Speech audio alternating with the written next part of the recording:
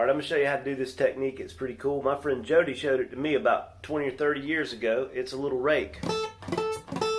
It looks like there's something going on with the left hand, but most of this is in the right hand. So let me show you what's going on.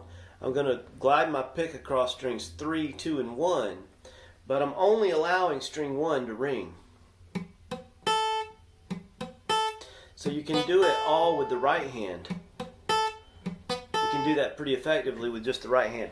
But with your left hand, if you let fingers 2 and 3 rest on those strings and then come away as your pick glides across the string,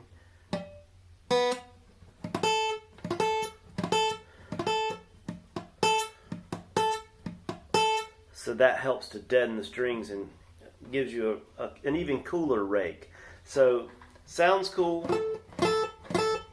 I guess it looks pretty cool. Looks like the left hand is doing something special, but as we see, you really don't even need the left hand to do a cool rake.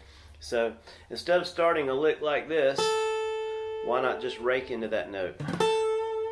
Give it a little bit of vibrato. That's a great way to start a phrase. I hope that helps you. We'll see you later.